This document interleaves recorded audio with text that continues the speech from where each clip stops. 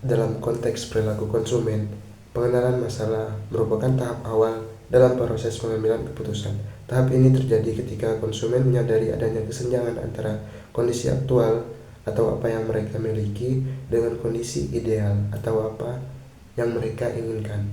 Menurut Angel Blackwell dan Mimirat 1995, pengenalan masalah adalah proses psikologi ketika individu menyadari perbedaan signifikan antara keadaan aktual dan keadaan yang diharapkan sehingga memicu tindakan konsumsi.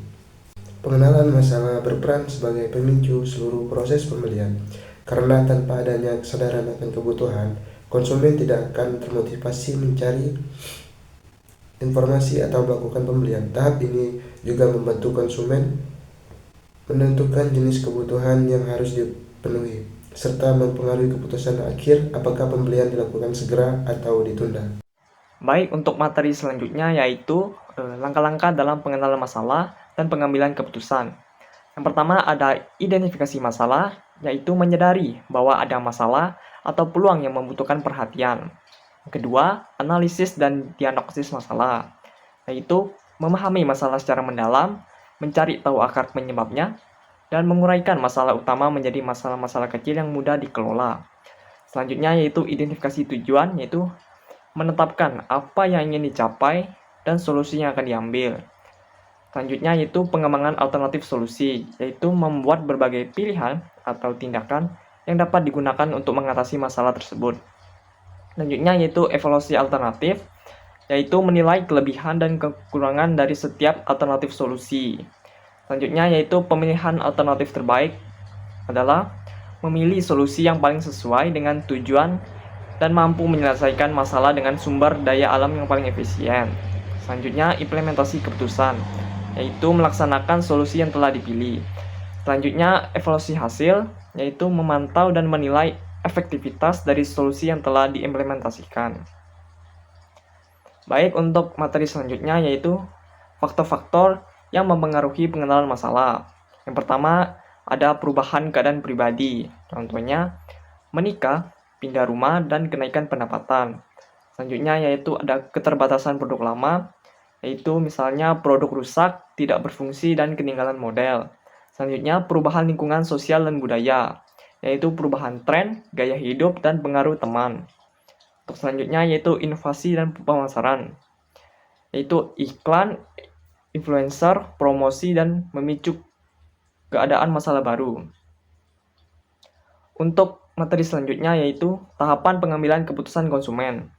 Yang pertama, pengenalan masalah. Di sini, konsumen menyadari adanya kebutuhan atau masalah yang perlu dipenuhi.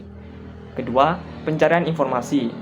Setelah mengenali kebutuhan, konsumen mencari informasi mengenai produk atau jasa yang dapat menjadi solusi, baik dari pengalaman pribadi maupun sumber luar seperti iklan atau rekomendasi teman. Ketiga yaitu evaluasi alternatif, yaitu konsumen membandingkan berbagai pilihan berdasarkan harga, kualitas, merek, dan manfaat untuk menentukan pilihan terbaik.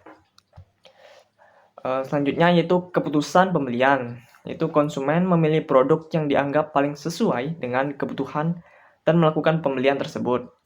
Untuk selanjutnya yaitu perilaku setelah pembelian. Konsumen akan menilai kepuasan terhadap produk yang dibelinya.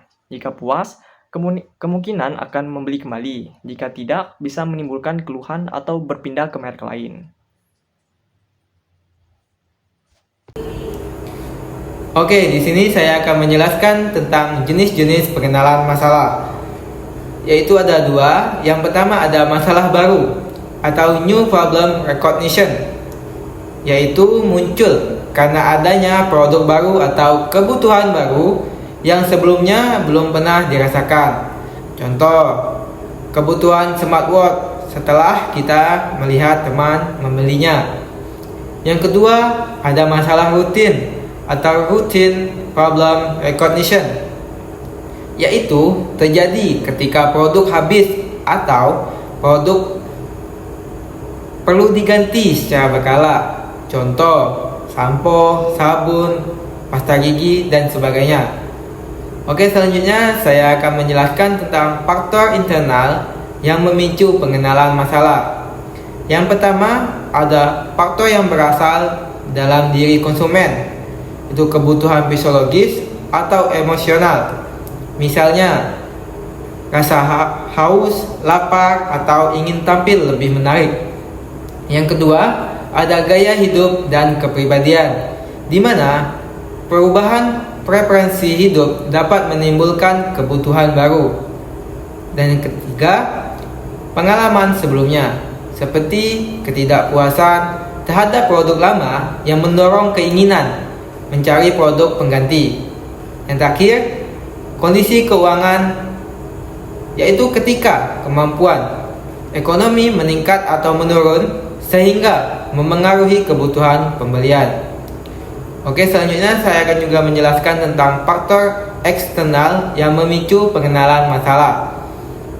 Yang pertama, faktor yang berasal dalam lingkungan luar konsumen. Yang kedua, ada iklan dan promosi yang dapat menimbulkan kesadaran akan produk baru.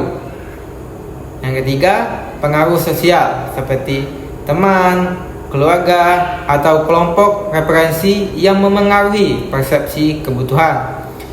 Yang keempat, perubahan teknologi dan tren pasar, yaitu yang menciptakan kebutuhan baru, misalnya munculnya gadget terbaru.